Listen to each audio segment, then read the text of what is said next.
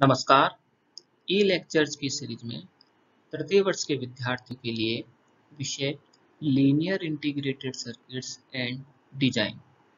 में आज बात करेंगे वोल्टेज रेगुलेशन यूनिट में transistor series voltage regulator in closed loop configuration. इससे पहले वाले ई लेक्चर्स के अंदर हमने बात किया था transistor series voltage regulator in open loop. उसका यहाँ नीचे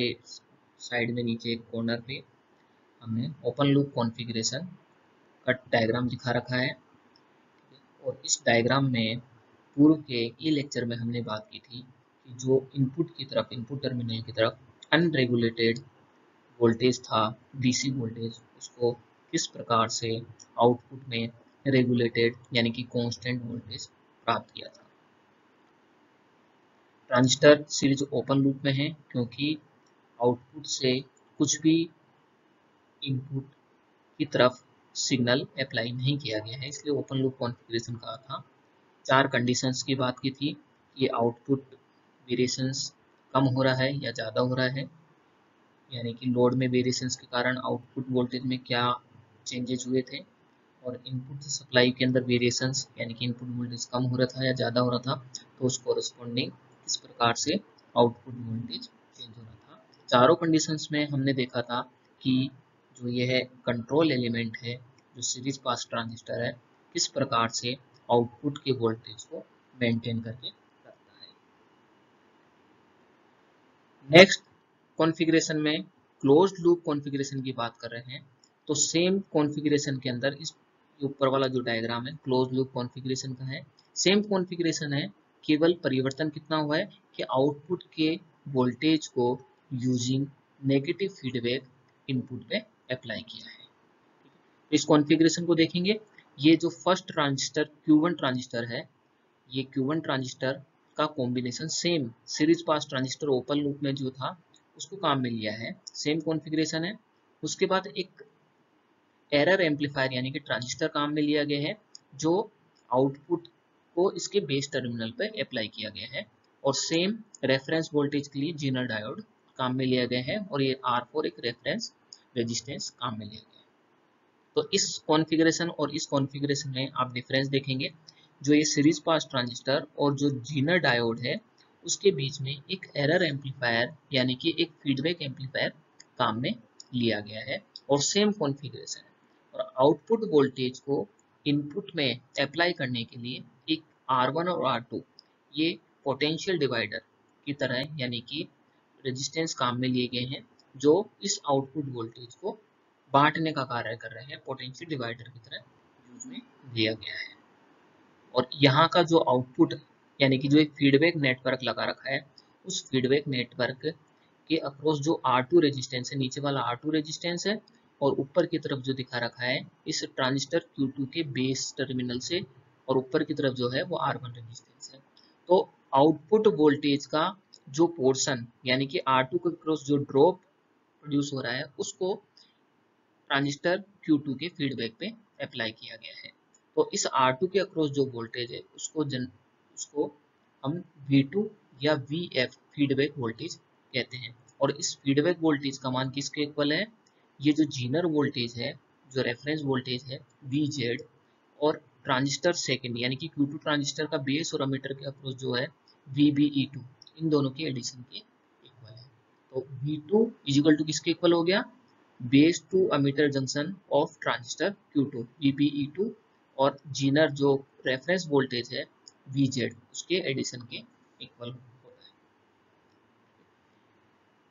तो इसकी वर्किंग को समझने के लिए इसके मेन कंपोनेंट्स क्या क्या हैं उसकी बात करते हैं। उन्हें ये सीरीज पास ट्रांजिस्टर है क्योंकि इनपुट और आउटपुट के बीच में सीरीज में कनेक्टेड है, इसलिए सीरीज पास ट्रांजिस्टर कहते हैं। और जो करंट है वो जनरली इस लोड के सीरीज में फ्लो हो रही है, तो इसलिए सीरीज पास। दूसरा एरर एम्पलीफायर फीडबैक एम्पलीफायर काम में लिया गया है, जो इनपुट और जो आउटपुट से जो वोल्टेज आ रहा है उन दोनों के अंदर डिफरेंस को कंपेयर कर रहा है, या दोनों वोल्टेज को कंपेयर कर रहा है, और उसके कोरोस्पोंडिंग इस ट्रांजिस्टर Q1 को कंट्रोल कर रहा है। तो यहाँ पर एक जो ये एरर एम्पलीफायर है, ये कंट्रोल एलिमेंट की तरह भी बोल सकते हैं। तो Q2 और Q1 दोनों मिलकर इस ओवरऑल इस वोल्टेज रेगुलेटर की वर्किंग को रिप्रेजेंट कर रहे हैं या उसको इफेक्ट कर रहे हैं। और एक रेफरेंस वोल्टेज है जो जीनर वोल्टेज का क्रॉस कांस्टेंट वोल्टेज को रेफरेंस वोल्टेज कहते हैं, और ये फीडबैक नेटवर्क है। तो इसकी वर्किंग को देखते हैं। It employs the principle of negative feedback to hold the output voltage almost constant despite variations in supply voltage and all load current. यानी कि इस कॉन्फ़िगरेशन के अंदर नेगेटिव फीडबैक कॉन्सेप्ट काम में लिया गया है। और नेगेटिव फीडबैक कॉन्सेप्ट भी किस प्रकार से काम में लिया गया है, ताकि चाहे लोड में वेरिएशंस हो रहे हैं या इनपुट में वेरिएशंस हो रहे हैं, इन सभी वेरिएशंस को ये कैंसिल आउट करके और आउटपुट वोल्टेज को क्या कर रहा है, एक डिजायर्ड लेवल पे कांस्टेंट वोल्टेज पे बनाए रखने का काम कर रहा है। That's why this regulator is also called as negative feedback regulator और closed loop regulator। यानी कि इस कारण से इसको नेगेटिव फीडबैक रेगुलेटर भी कहते हैं या क्लोज्ड लूप वोल्टेज रेगुलेटर भी इसको कहते हैं। Transistor Q1 the control element, यानी कि Q1 को क्या कहते हैं, कंट्रोल एलिमेंट कहा गया है। Transistor Q1 the control element is called the pass transistor because all the load current flow through it. इसको सीरीज पास ट्रांजिस्टर भी कह रहे हैं क्योंकि सारी की सारी जो लोड करंट है वो इसके थ्रू ही क्रॉस हो रही है या पास हो रही है। Zener diode and resistance R4 acts as a reference element. ये जो जीनर डायोड और ये R4 रेजिस्टेंस है, ये दोनों मिलके रेफरेंस एलिमेंट यानी कि रेफरेंस वोल्टेज सोर्स को रिप्रेजेंट कर रहे हैं। द वोल्टेज डिवाइडर, ये R1 और R2 वोल्टेज डिवाइडर की तरह वर्क कर रहे हैं। द वोल्टेज डिवाइडर और potentiometer consist of resistor R1 and R2 samples the output voltage and delivers a negative feedback voltage to the base of transistor Q2। तो ये feedback जो network का फीडबैक रेजिस्टेंस है, वह क्या कर रहे हैं, आउटपुट के कुछ वोल्टेज को, यानी कि कितना वोल्टेज है V2 या VF, क्या कर रहे हैं, इस ट्रांजिस्टर Q2 के बेस पर सैंपल कर रहे हैं। इस फीडबैक वोल्टेज यानी कि जो VF है या V2 है, वह किसके इक्वल हो गया, VB VZ controls the collector current of transistor Q2। तो ये जो फीडबैक वोल्टेज है वो क्या कर रहा है, इस ट्रांजिस्टर Q2 के अक्रॉस जो कलेक्टर करंट है या जो बेस करंट है उसको कंट्रोल कर रहा है। और जब बेस करंट कंट्रोल हो रही है तो मीन्स Q2 की कलेक्टर करंट भी कंट्रोल हो रही है इसी फीडबैक से। और कलेक्टर करंट कंट्रोल हो रही है तो इसका मतलब है कि इनपुट से जो करंट आ रही है जैसे I3, वह क्या हो रहा है, इस ट्रांजिस्टर Q2 यानी कि ICT की तरफ फ्लो हो रही है और एक IB1 की तरफ फ्लो हो रही है। तो अगर ICT के अंदर कोई भी चेंजेस होते हैं तो वह चेंजेस क्या होगा, IB1 में भी दिखाई देंगे। अगर IC2 का मान बढ़ता है यानी कि इस ट्रांजिस्टर Q2 में अगर कलेक्टर करंट बढ़ती है तो इसका मतलब बेस करंट कम हो जाएगी ट्रांजिस्टर फर्स्ट की, क्योंकि I3 तो कांस्टेंट है।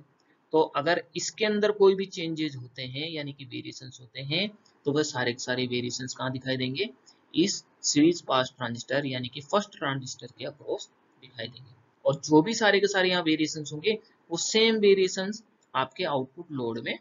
होते हैं। तो इस प्रकार ये दोनों मिलकर इस आउटपुट वोल्टेज को, इस लोड के अक्रॉस जो आउटपुट वोल्टेज मिलता है उसको कांस्टेंट बनाने का काम करते हैं। इसलिए इस कॉन्फ़िगरेशन को क्या कहते हैं, transistor series voltage regulator in closed loop. तो इसकी वर्किंग, इसके ऑपरेशंस को समझने के लिए क्या क्या कंडीशंस, सेम कंडीशंस काम में ले सकते हैं कि आउटपुट में वेरिएशंस के कारण किस प्रकार से यह वापस उस वेरिएशंस को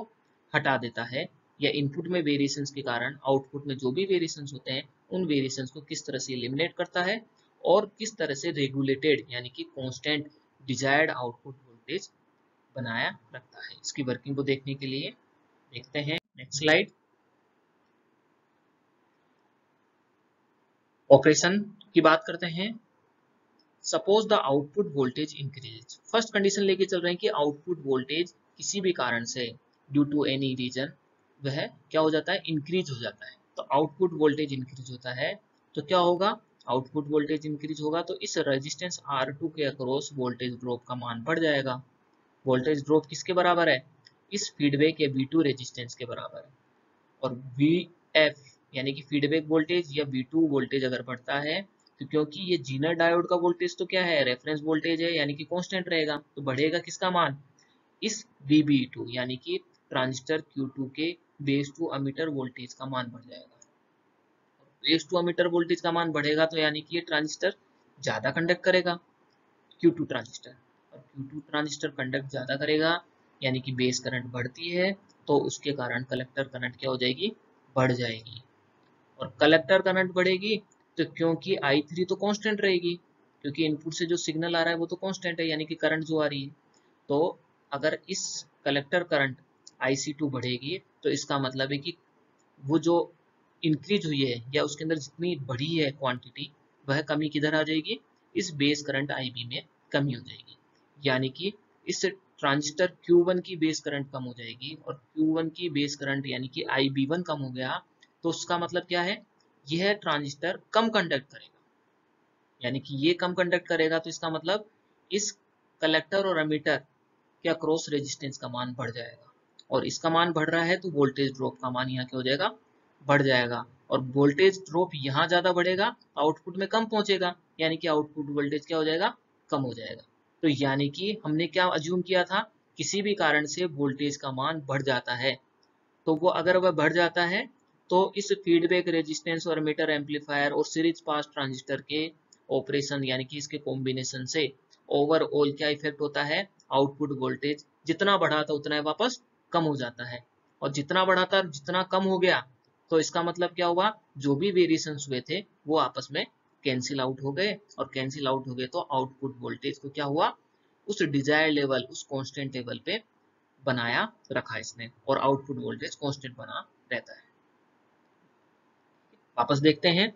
suppose the output voltage increases due to any reason, the voltage across R2 is also increased as it is the part of the output circuit, यानी कि R2 के अक्रॉस वोल्टेज का मान बढ़ जाता है। This causes an increase in voltage, और वो वोल्टेज किसके इक्वल बढ़ जाएगा, VBE2 प्लस के VZ के इक्वल बढ़ जाएगा, यानी कि इसका मान बढ़ जाएगा। As a result, IB2 and also IC2 increases, और ये फीडबैक वोल्टेज बढ़ेगा तो VBE2 बढ़ रहा है, तो इस IB2 का मान बढ़ेगा और IC2 का मान बढ़ जाएगा। तो इस IC2 के मान के बढ़ने से क्या होगा देखते हैं, अज्यूमिंग ये जो I3 करंट है, अज्यूमिंग I3 रिलेटिवली कांस्टेंट, यानी कि I3 लगभग कांस्टेंट है,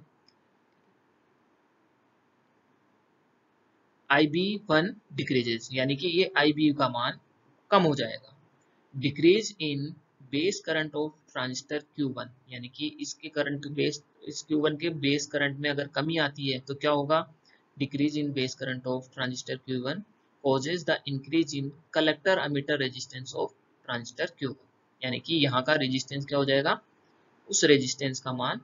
बढ़ जाएगा, और बढ़ते ही ड्रॉप बढ़ जाएगा। This causes an increase in VCE1, यानी कि VCE1 के अक्रॉस जो वोल्टेज है वो बढ़ जाएगा। देयर बाय ऑफसेटिंग, ऑफसेटिंग का मतलब, ऑफसेटिंग मतलब कुछ कम करना, offsetting the increases in output voltage, यानी कि जो वोल्टेज के अंदर जितना इंक्रीमेंट हुआ था उसको क्या कर देगा, वापस ऑफसेट कर देगा, यानी कि उसको ओरिजिनल वैल्यू पे वापस लेके आ जाएगा। Thus output voltage remains constant, तो इसका मतलब क्या है, यानी कि आउटपुट वोल्टेज को कांस्टेंट कर दिया। नेक्स्ट इसके अगर रिवर्स बात करते हैं, रिवर्स का मतलब अभी कंडीशन ली थी कि आउटपुट वोल्टेज किसी भी कारण से बढ़ गया, अब अपन बात करते हैं आउटपुट वोल्टेज कम हो गया, तो आउटपुट वोल्टेज कम हो गया तो इसका मतलब फीडबैक वोल्टेज का मान कम हो जाएगा, और फीडबैक वोल्टेज का मान कम होगा तो ट्रांजिस्टर Q2 के बेस टू एमिटर जंक्शन जो वोल्टेज है वो कम हो जाएगा, और वो कम होते ही ये ट्रांजिस्टर Q2 कम कंडक्ट करेगा, कम कंडक्ट करेगा तो कलेक्टर करंट का मान इस ट्रांजिस्टर में कम हो जाएगा, और क्योंकि IC3 को अपन ने कांस्टेंट अज्यूम किया है, तो यहाँ से जितनी भी करंट आ रही है इधर तो कम हो गई, तो उधर की तरफ यानी कि ट्रांजिस्टर Q1 के अक्रॉस जो बेस करंट जा रही है उसका मान बढ़ जाएगा, और बेस करंट का मान बढ़ते ही ये ट्रांजिस्टर Q1 मोर कंडक्ट करेगा, ज्यादा कंडक्ट करेगा तो यहाँ पे ड्रॉप कम होगा और आउटपुट वोल्टेज का मान बढ़ जाएगा। तो क्या अज्यूम किया था, किसी भी कारण से आउटपुट वोल्टेज कम हो गया, तो कम होता है तो इसके ऑपरेशन, ये वोल्टेज जो रेगुलेटर बना हुआ है, ये रेगुलेटर क्या करेगा, वापस उस वोल्टेज को बढ़ा देगा। तो जितना कम हुआ उतना इसने बढ़ा दिया, तो ओवरऑल आपका जो आउटपुट वोल्टेज है वो कांस्टेंट रहता है। सेम कॉन्फ़िगरेशन या सेम वर्किंग प्रिंसिपल इनपुट में वेरिएशंस को भी देख सकते हैं कि इनपुट में वेरिएशंस आते हैं तो किस तरह से ये कंट्रोल एलिमेंट यानी कि ट्रांजिस्टर Q1 जो है किस तरह से वापस उस आउटपुट में जो भी वेरिएशन है उसको किस तरह से नलीफाई कर देता है, यानी कि उसको किस तरह से कैंसिल कर देता है और आउटपुट वोल्टेज को कांस्टेंट बना के रखता है। तो reverse happens should the output voltage decreases, अगर अपन उल्टी बात करेंगे तो आउटपुट वोल्टेज क्या हो जाएगा, कम हो जाएगा। और ये मैथमेटिकल फॉर्मूलाज हैं कि इस अक्रॉस जो फीडबैक रेजिस्टेंस है उसको किस तरह से कैलकुलेट कर सकते हैं। तो voltage V2 provided by the potential divider R1 R2, तो VBE2 प्लस का VZ किसके इक्वल है, इस रेजिस्टेंस R2 के अक्रॉस वोल्टेज V2, और V2 का मान किसका होगा, R2 के अक्रॉस जो वोल्टेज है, मतलब R2 का जो रेजिस्टेंस की value R2 divide by total resistance R1 plus R2 into total voltage, तो उससे क्या निकल जाएगा V2 वोल्टेज, ये दोनों इक्वल। तो इस कंडीशन में क्योंकि आउटपुट वोल्टेज की एनालिसिस करनी है तो V output is equal to कितना हो जाएगा 1 plus R1 upon R2 VBE2 plus का VJ, और 1 प्लस R1 अपॉन R2 ये उस एम्पलीफायर का गेन कहलाता है, तो इसको रिप्रेजेंट कर दिया EF VBE2 प्लस का VJ। तो इसका आउटपुट वोल्टेज किस पे डिपेंडेंट, क्योंकि VZ तो कांस्टेंट है, रेफरेंस वोल्टेज है, तो अमीटर टू जो बेस जंक्शन है, जो बेस टू अमीटर वोल्टेज है उस वोल्टेज पे डिपेंड करेगा। ठीक है, और किस पे डिपेंड करेगा, R1 और R2 के रेजिस्टेंस पे, लेकिन अगर इनको फिक्स कर दिया तो मेनली किस पे डिपेंड कर रहा है, ये VBE2 पर निर्भर कर रहा है ना। और VBE2 का मान कम या ज्यादा किससे हो रहा है, जो फीडबैक में वोल्टेज आ रहा है, तो इसका मतलब है कि ये कंट्रोल वोल्टेज की तरह बिहेव कर रहा है। Thus the regulated output voltage is equal to the close loop gain, ये AF क्लोज लूप गेन है, और किससे मल्टीप्लाई हो रहा है, VB2 और VZ से, तो equal to the closed loop gain multiplied by the sum of zener voltage and base emitter voltage of transistor Q2, जिसको अपन ने सेंसिंग एलिमेंट कहा है। एडवांटेज, एडवांटेज में इसका सेम वही बात है कि जो जीनर करंट होती है वो बीटा फैक्टर से डिवाइड होके आती है, तो मतलब ज़्यादा वेरिएशंस होते हैं तो भी जीनर करंट में ज़्यादा वेरिएशंस नहीं होते हैं, और आउटपुट वोल्टेज ऑलमोस्ट अपन को कांस्टेंट मिलता है। ठीक है, इसके बावजूद भी या इसके कुछ ड्रॉबैक्स हैं, क्या क्या ड्रॉबैक्स हैं, सेम ड्रॉबैक्स हैं। पावर डिसिपेशन की प्रॉब्लम ओपन लूप में भी थी, तो क्लोज लूप कॉन्फ़िगरेशन में भी पावर डिसिपेशन की प्रॉब्लम है। अभी यहाँ पर तो क्या दो ट्रांजिस्टर्स यूज में आ रहे हैं, तो पावर डिसिपेशन थोड़ा सा और ज़्यादा हो जाता है। तो like ammeter follower regulator, this regulator also has the drawback of excessive power dissipation. Due to this high power dissipation, output of the power supply is limited to 30 to 40 volt, यानी कि इस कॉन्फ़िगरेशन को generally 30 to 40 volt के power supply के अंदर भी काम में लेते हैं। As safe value of VC is 50 volt. दूसरी ड्रॉबैक क्या है, यहाँ पर ओवरलोड और शॉर्ट सर्किट प्रोटेक्शन प्रोवाइडेड नहीं है। ओवरलोड का मतलब यानी कि एनी हाउ सडन वोल्टेज का मान यानी कि सडन करंट का मान बढ़ जाता है। ठीक है, तो उस कंडीशन में ये सारा का सारा वोल्टेज रेगुलेटर की क्या होगी, कंडीशंस चेंज हो जाएगी, यानी कि शॉर्ट सर्किट की प्रॉब्लम हो सकती है। ठीक है, या हाई वोल्टेज आ सकता है और उससे ये पूरा का पूरा जो सर्किट है वो बर्न हो सकता है। तो इस कॉन्फ़िगरेशन में ओवरलोड और शॉर्ट सर्किट प्रोटेक्शन की फैसिलिटी नहीं है। नेक्स्ट फटाफट अपन दोहरान कर लेते हैं इस अभी जो कॉन्फ़िगरेशन, कौन सा कॉन्फ़िगरेशन की बात की थी, close loop configuration. Close loop configuration क्यों कह रहे हैं, क्योंकि आउटपुट के कुछ जो सिग्नल है, आउटपुट वोल्टेज को अपन ने क्या किया, जो ट्रांजिस्टर Q2 की बेस जो इनपुट की तरफ है उसमें सैंपल किया है, यानी कि फीडबैक काम में लिया है, इसलिए इसको क्लोज लूप कॉन्फ़िगरेशन कहते हैं। और इसका बेसिक प्रिंसिपल क्या है, नेगेटिव फीडबैक कॉम्बिनेशन या नेगेटिव फीडबैक कॉन्फ़िगरेशन काम में लिया गया है। और वो क्या कर रहा है, वह आउटपुट वोल्टेज को ऑलमोस्ट क्या कर रहा है, एक डिजायर्ड लेवल पे यानी कि कांस्टेंट पे वोल्टेज लेवल पे उसको बनाने का काम कर रहा है। ठीक है, तो बेसिक प्रिंसिपल क्या था, it uses negative feedback to hold the output voltage almost constant despite variations in supply voltage और लोड करंट, चाहे सप्लाई वोल्टेज में चेंजेस हो रहे हैं या लोड करंट में चेंजेस हो रहे हैं, उसके बावजूद भी आउटपुट वोल्टेज को क्या कर रहा है, कांस्टेंट बना के रख रहा है। नेक्स्ट क्लास में हम बात करेंगे कि इसी कॉन्फ़िगरेशन के अंदर शॉर्ट सर्किट और ओवरलोड प्रोटेक्शन फैसिलिटी किस तरह से प्रोवाइड की जा सकती है, ताकि अपना जो वोल्टेज रेगुलेटर है, transistor series voltage regulator close loop में, वो और बेटर परफॉर्मेंस प्रोवाइड करें। Thank you so much.